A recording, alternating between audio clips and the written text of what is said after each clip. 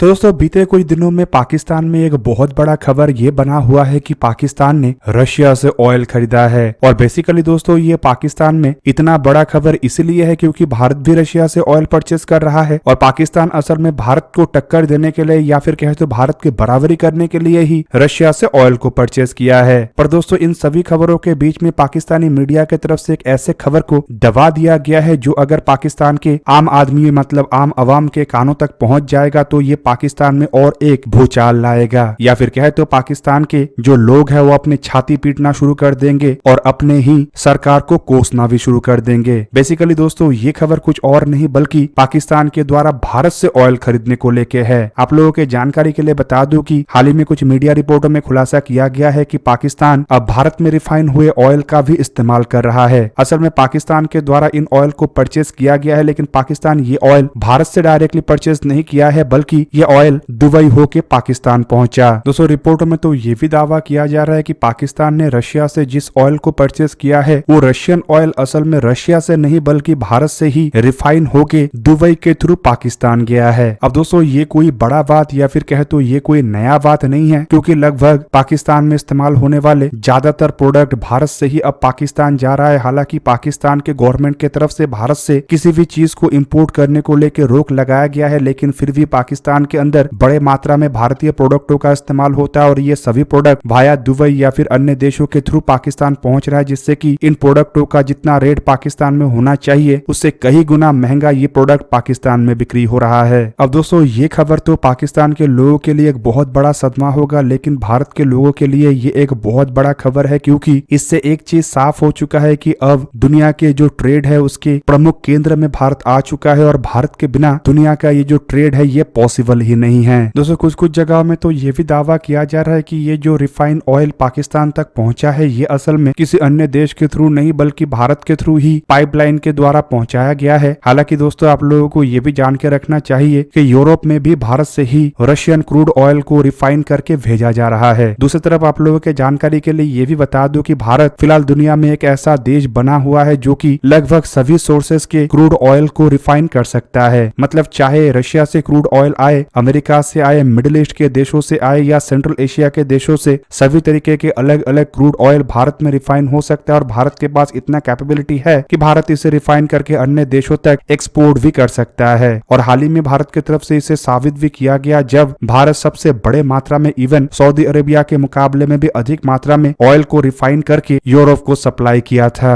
दोस्तों इंडिया के द्वारा ये जो रिफाइनिंग कैपेबिलिटी डेवलप किया गया है ये खाली भारत के कैपेबिलिटी को ही नहीं दर्शाता है बल्कि ये भी दर्शाता है कि किस तरीके से भारत के द्वारा अवसर का इस्तेमाल करते हुए एक बहुत बड़ा अर्निंग सोर्स जनरेट किया गया है। और दावा तो ये भी होता है कि जब से रशिया और यूक्रेन का लड़ाई शुरू हुआ तब से केवल मात्र रशियन क्रूड ऑयल को ही रिफाइन करके भारत के द्वारा कई बिलियन डॉलर तक कमाया जा चुका है। पर दोस्तों ये अब पाकिस्तान के लिए एक शर्मनाक बात है क्योंकि पाकिस्तान की जो गवर्नमेंट है ये लगातार कुछ सालों से आर्टिकल 370 और कश्मीर को लेकर छाती पीट रहा है और इवन पाकिस्तान में ये भी बताया जाता है कि जब तक आर्टिकल 370 नहीं हटेगा तब तक पाकिस्तान भारत के साथ किसी भी तरीके का कोई ट्रेड नहीं करेगा। हालांकि दोस्तों इसके विपरीत ट्रेड के ऊपर प्रतिबंध लगाने के बावजूद पाकिस्तान के द्वारा भारत से मेडिसिन और कई तरीके के अन्य सामग्रियों को डायरेक्टली इंपोर्ट किया जा रहा है और इनडायरेक्टली तो लगभग सभी तरीके के चीज पाकिस्तान पहुंच रहा है। हालांकि इससे एक बात साफ हो जाता है कि पाकिस्तान के जो गवर्नमेंट है उन्हें अपने लोगों का कोई भी परवाह नहीं है और वो अपने पॉलिटिक्स के लिए कुछ भी कर सकते हैं। मतलब दोस्तों यहाँ पे अगर देखा जाए तो वही इंडियन या मेड इन इंडिया सामग्रियों को पाकिस्तान के लोगों की तरफ से इस्तेमाल किया जा रहा है लेकिन पाकिस्तान के गवर्नमेंट की तरफ से उठाए गए कदमों के कारण जो चीज उन्हें 1 रुपए में मिलना था वो चीज आज कई गुना महंगा होकर उन तक पहुंच रहा है। और अगर बॉर्डर में ये ट्रेड पाकिस्तान के द्वारा किया जाता तो ये पाकिस्तान के लिए ही फायदेमंद होता क्योंकि इससे ना महंगाई दर बढ़ता और ना ही सामानों के किल्लतों के कारण पाकिस्तान में महंगाई दर को इस तरीके से बढ़ाया जाता। दूसरी तरफ दोस्तों कुछ पाकिस्तानियों का ये भी मानना है कि इससे भारत को प्रॉफिट होगा और भारत के प्रॉफिट को रोकने के लिए ही ऐसे ट्रेड के ऊपर प्रतिबंध लगाया गया है लेकिन उन्हें ये जानना चाहिए कि भारत की जो इकोनॉमी है वो इतना बड़ा है कि पाकिस्तान के ये छोटा मोटा ट्रेड की वजह से भारत को किसी तरीके का कोई फर्क नहीं पड़ता है। भारत पाकिस्तान जैसे 100 से भी अधिक देशों को अपना सामानों को एक्सपोर्ट कर रहा है और पाकिस्तान को अगर भारत एक्सपोर्ट नहीं भी करता है तब भी भारत को कुछ 3-4 बिलियन डॉलर से अधिक का नुकसान होने वाला है नहीं। हालांकि दोस्तों ये जो 3-4 बिलियन डॉलर है ये पाकिस्तान के लिए एक बहुत बड़ा अमाउंट हो सकता है लेकिन भारत के लिए ये चिल्लर का बराबर है क्योंकि भारत का इकोनॉमी